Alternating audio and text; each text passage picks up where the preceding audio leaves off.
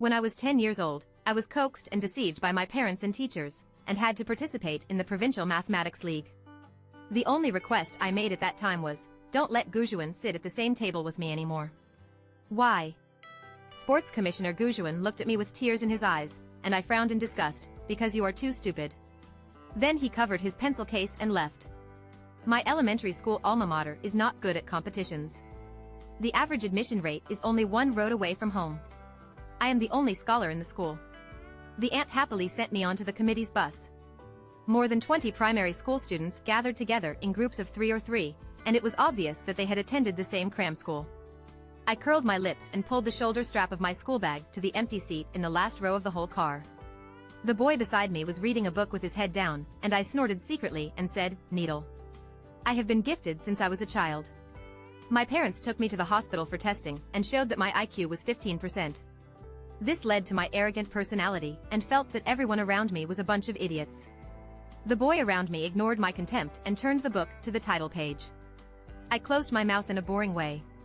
After arriving at the destination, the teacher began to assign rooms according to the list.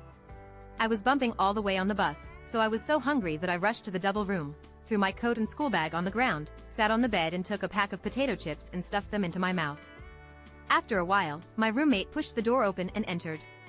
I turned around while opening my mouth and biting the potato chips.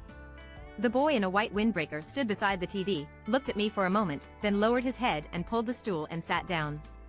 I took out my student ID from my school bag, and the words Jiang were written on it, explaining in detail why I was assigned to the same room with the boy. If you want to blame me, my parents who think that the name is more boyish than to raise. But it will not take until 20 years before they realize that the fact that girls are angry will be able to marry. I jumped off the bed with a thud, put on my shoes, and prepared to go to find the teacher. When I passed by the boy, I found that he was working on a 3-dimensional geometric problem. I was stunned. You know, my intelligence at that time was limited to reading novels and comics in class. I could get full marks without doing homework. The benefits I enjoyed were already far away. The principal would greet me with a smile. I never thought that on a cold winter day, a boy of my age would have a prism segmentation problem in front of me with a normal expression. I was